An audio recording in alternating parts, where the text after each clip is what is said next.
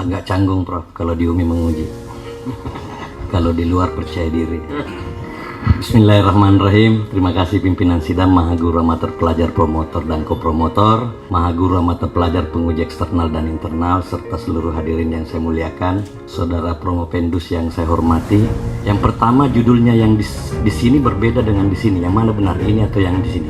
Epicase. Oh, Epicase. Mestinya Epicase, ya kan? Ya, Kalau ini bahasa Prancis. ya.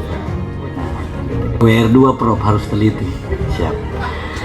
Izinkan saya menyampaikan rasa syukur dan penghargaan yang mendalam karena pada hari ini saya diberikan kehormatan untuk pertama kalinya hadir sebagai penguji disertasi pada program Pasca Sarjana Universitas Pertama Muslim. kalinya beliau. Ya. Semua yang pertama lu. Ya. Promopendus, saya hadir di forum ini, latar belakang keilmuan saya teknik kimia, tetapi alhamdulillah sistem manajemen atau proses manajemen di UMI telah memberi saya pengalaman banyak. Sampai pada hari ini diberi amanah sebagai Wakil Rektor 2 yang membidangi administrasi umum, keuangan, dan pengembangan ketenagaan. Dan alhamdulillah sejak 2017 saya mendalami dan fokus mendalami teori robust decision making, dan itu menjadi modal saya sampai hari ini untuk terus selalu menjalankan perintah sedetail-detailnya.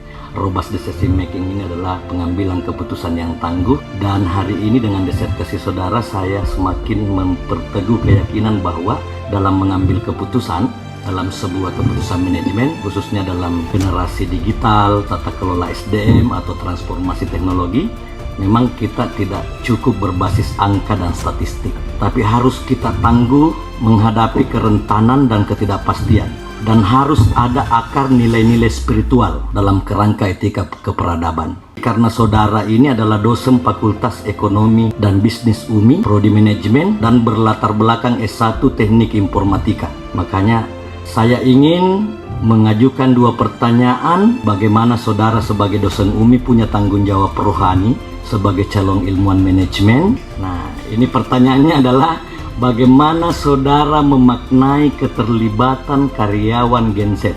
Gen Z itu berarti kelahiran 97 sampai 2012. Ya, artinya yang kita hadapi sekarang, ya, mahasiswa kita. Dalam perspektif nilai-nilai spiritual dan etika kerja Islam. Agak kurang dibahas di disertasi saudara, tapi saya mau ganggu saudara karena saudara dosen UMI. Gen Z ini dalam perspektif disertasi saudara ini tidak hanya dibentuk oleh motivasi eksternal, tetapi juga ditopang oleh dorongan ilahiyah atau populer dalam ilmu manajemen self-driving purpose. Pertanyaan kedua, apakah saudara mempertimbangkan bahwa transformasi digital yang saudara tempatkan sebagai variabel mediasi? Nah, ini juga persoalan.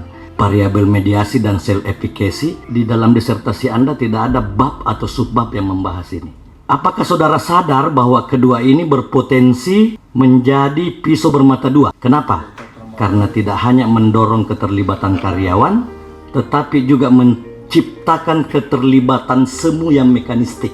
Kalau tidak ditopang oleh nilai-nilai spiritual, etika kerja yang kuat, serta tanpa dilandasi kerangka nilai peradaban yang memuliakan manusia sebagai khalifah di muka bumi ini. Saya harus sedikit gagah-gagah kalau di depan ketua pembina dan rektor Pak bertanya. Jadi sekira itu dua pertanyaan saya. Saya membingkai keterlibatan karyawan generasi Z ini melalui pendekatan Gen R atau teori Gen R dan sertifikasi yang berangkat dari teori psikologi. Ini sepertinya menjadi dukungan dalam organisasi, khusus kapasitas teknologi, di mana generasi Z nantinya akan merasa didukung, merasa terhubung, dan terlibat dalam ekosistem kerja terkait dengan sesuai dan karakteristik mereka. Saya mendengar tadi sudut pandang Prof, semakin banyak menyadari bahwa pendekatan ini harusnya menjangkau dimensi yang terdalam dalam keterlibatan yang sejati, di mana keterlibatan tidak hanya bersandar pada sistem teknologi, akan tetapi berakar pada nilai-nilai spiritual. Promopendus cukup jujur dan reflektif.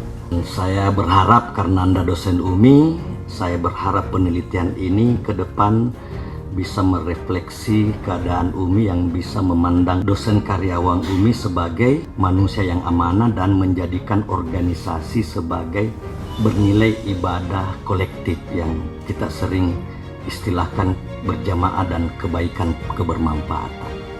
Karena Anda adalah dosen UMI, maka harus dilanjutkan ke situ. Sebagaimana program Pak Rektor sekarang, absensi berbasis ibadah. Nah, ini ada hubungannya. Karena hari ini kita berhadapan Gen Z, artinya 5 tahun kemudian kita akan menerima mahasiswa Gen Alpha yang jauh berbeda dengan Gen Z. Itu kira-kira yang kita butuhkan ke depan ilmu Anda untuk pengembangan UMI. Makasih Prof. Assalamualaikum warahmatullahi wabarakatuh.